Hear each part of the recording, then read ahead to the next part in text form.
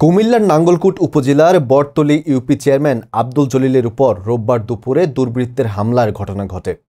এই ঘটনায় ছেলের চিন্তায় চিন্তিত হয়ে সোমবার সকালে চেয়ারম্যানের বৃদ্ধ বাবা ১১০ বছর বয়সী আব্দুল মতিনের মৃত্যু হয়েছে।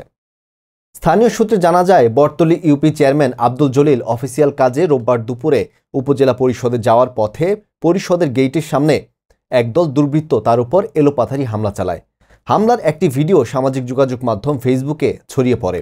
ভিডিওটিতে দেখা যায় আব্দুল জলিলকে কয়েকজন দুর্বৃত্ত টেনে হিঁচড়ে নিয়ে যায় এবং মারধর করতে থাকে, তবে হামলা ও মারধরের কোনো কারণ জানা যায়নি। পরে স্থানীয়রা চেয়ারম্যান আব্দুল জলিলকে উদ্ধার করে উপজেলা স্বাস্থ্য কমপ্লেক্সে নিয়ে প্রাথমিক চিকিৎসার পর উন্নত চিকিৎসার জন্য ঢাকার একটি প্রাইভেট হাসপাতালে নিয়ে যায়। এদিকে ছেলের উপর অতর্কিত হামলার খবরে মানসিকভাবে ভেঙে পড়ে তার বাবা আব্দুল মতিন। সোমবার সকালে ছেলের ব্যথায় ব্যথিত হয়ে পরপারে পাড়ি জমান তিনি।